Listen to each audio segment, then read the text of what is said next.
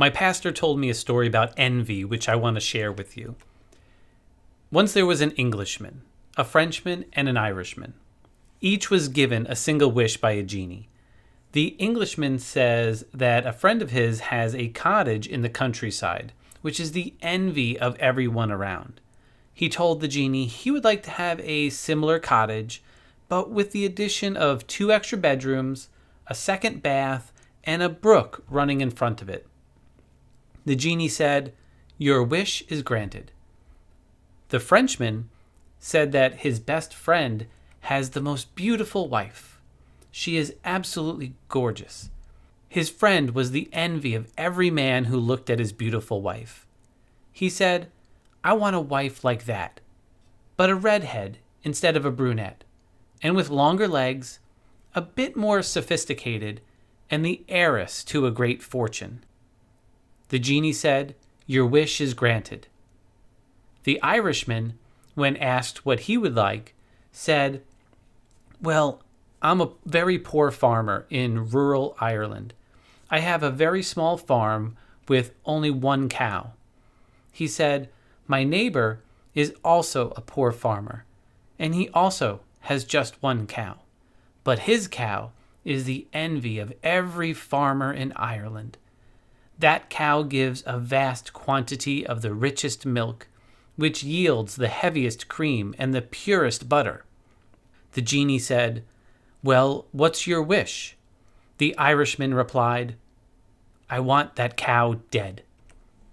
Today, we continue our series on the 7 deadly sins of investing, and we'll discuss the sin of envy.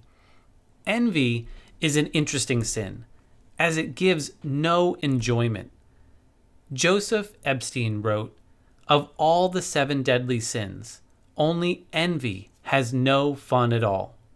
Many of the other sins may cause some enjoyment, such as being slothful or greedy.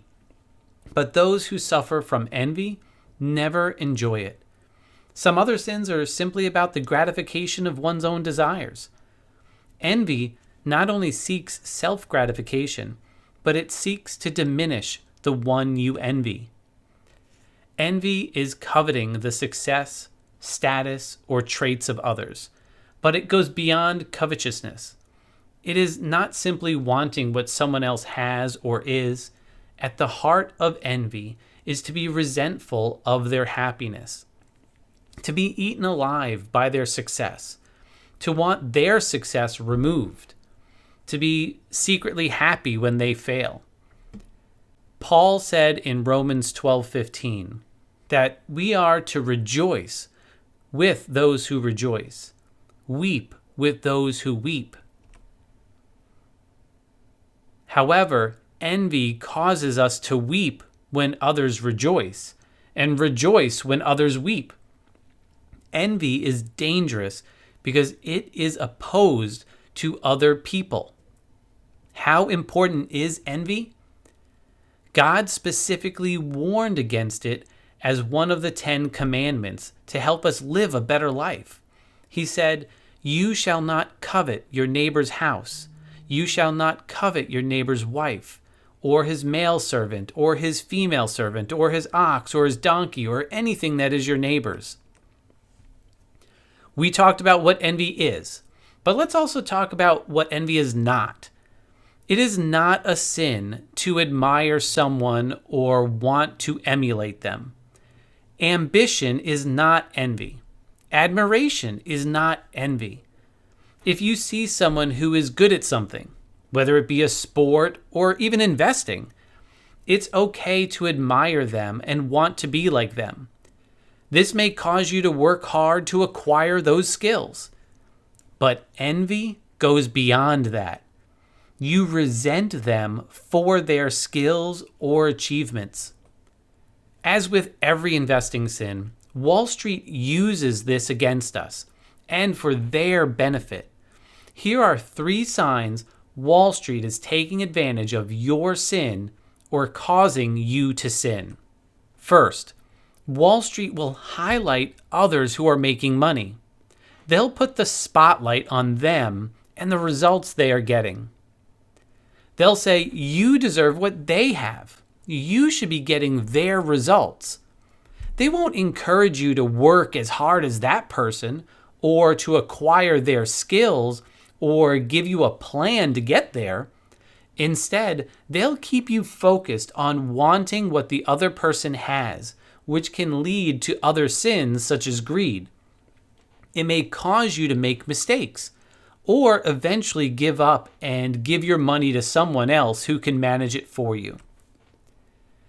The second sign to look for is when Wall Street boasts of the recent performance of a system or individual without discussing past performance. They'll say, look at this performance. You should be getting these results. It's like a magician practicing sleight of hand. They'll distract you with a shiny object, so that is all you focus on. While, yes, you should care about performance, but you need to be looking at its track record over time and compare that to your own goals and risk tolerance. The third sign is Wall Street will promote the concept that when you lose, it's because someone else won. In other words, for you to win, someone else must lose.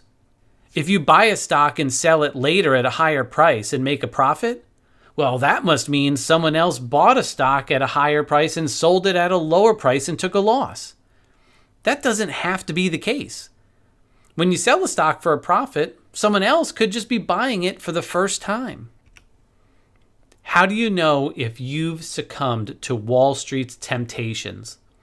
Here are 5 signs you've committed the investing sin of envy.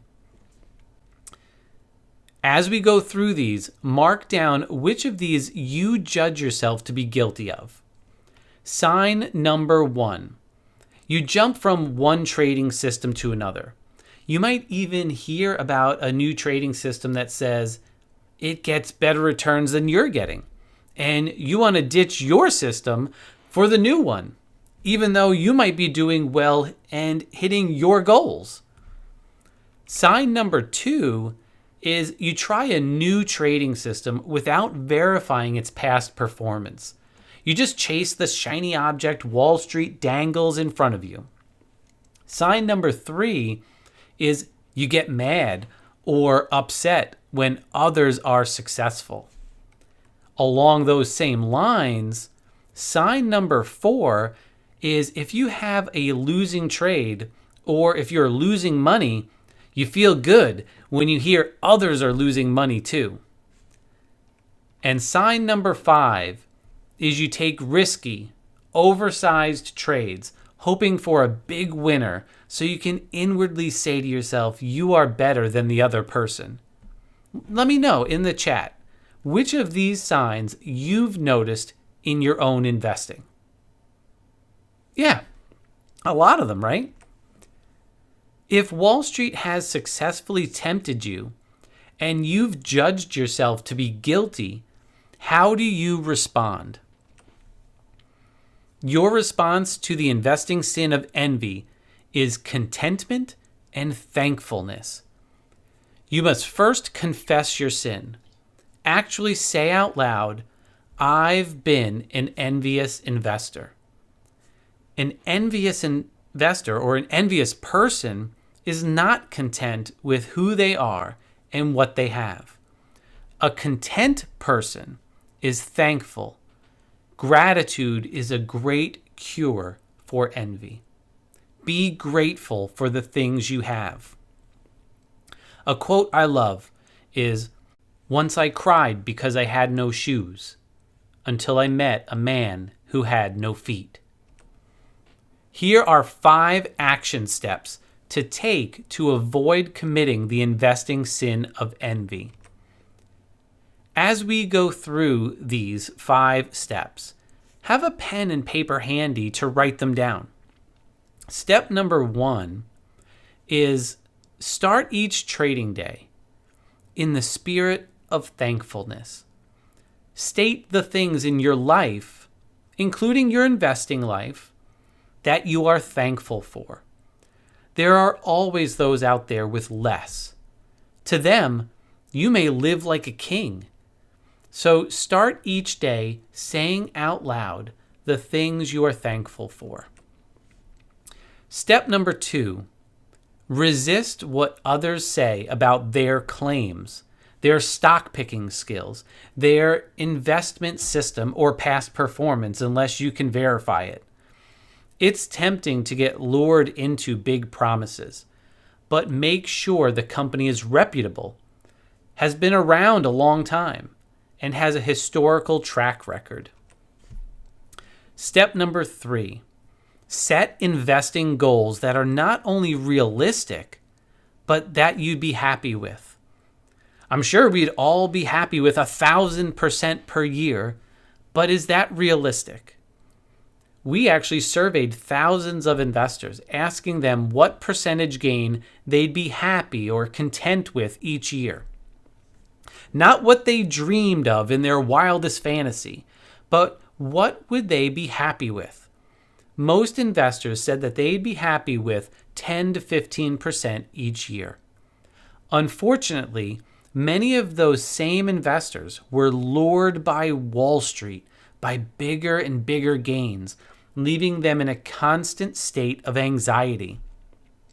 Determine what you'd be happy with and make sure it's realistic. Step number 4, select a trading system that has a proven track record that aligns with your goals.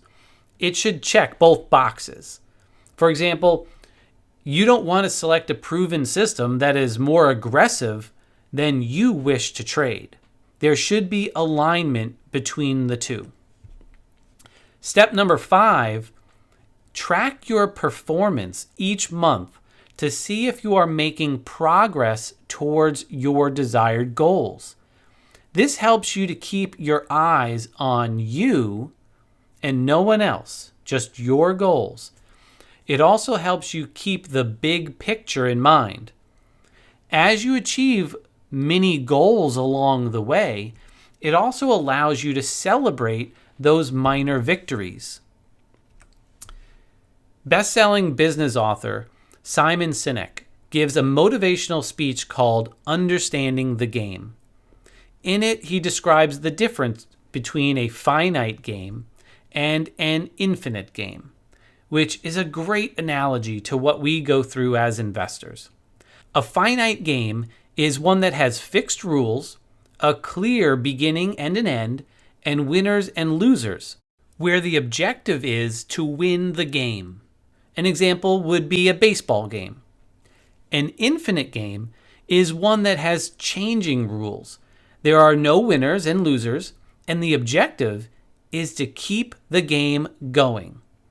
We can think of investing as an infinite game. Sinek says, in an infinite game, like investing, since there are no winners and losers, what happens is players drop out when they run out of the will or the resources to play, and they are replaced by other players. The game perpetuates. The players change, but the game continues. He goes on to say the problem is when you pit finite players against infinite players, or finite players playing an infinite game. Finite players are playing to win. Infinite players are playing to stay in the game. Investing is an infinite game. If we, as investors, approach investing as a finite game, we will always end up frustrated. Wall Street knows it's an infinite game, but takes advantage of your envy and other sins, so you treat it like a finite game. Most investors don't know the game they are playing. The great investors out there understand they are playing to stay in the game. Finite players play to beat the people around them and win the game. Infinite players play to be better than themselves. To wake up every single day and say, how can I be a better investor today than I was yesterday? We have to invest as an infinite player playing an infinite game. It's not about envy. and being better than others. Joy comes not from comparison, but from advancement. Since 1988, VectorVest has been helping individuals become successful investors. Here's how VectorVest can help defend you against Wall Street and the investing sin of envy. First, VectorVest has a track record of helping investors since 1988. The system is trusted and you can verify everything. The late Dr. Bart DeLito was one of the foremost investment experts in the world and the developer of the highly effective VectorVest system. Dr. DeLito wasn't a broker, an analyst, or a stock market prognosticator. He was a trained mathematician with a PhD from Case Western Reserve University, a graduate of the Sloan School of Management at MIT, and had a Fortune 500 business background. He knew mathematics and he knew business. For well over 30 years, he used his unique combination of business experience and mathematical expertise to develop powerful formulas to analyze the performance of individual stocks, measure their risk, and identify market tops and bottoms with industry-leading accuracy. Year after year, thousands of successful investors worldwide rely on his VectorVest models to help them enjoy better than average returns, sometimes much better, making fewer investing mistakes and build stronger portfolios in both good markets and bad. Second, VectorVest analyzes over 18,000 stocks worldwide based on value, safety, and timing, and computes an unbiased buy, hold, or sell rating on each stock every single day. Additionally, VectorVest's member community celebrates each other's wins because we realize we can all be successful at the same time. Before we wrap up, I'd like to share some wise words. Keep your life free from love of money and be content with what you have. For he has said, I will never leave you nor forsake you. So we can confidently say, the Lord is my helper, I will not fear. What can man do to me? And with that, I'll wrap up by saying, don't fight Wall Street alone. Let's do it together and come out victorious. Thank you for being here.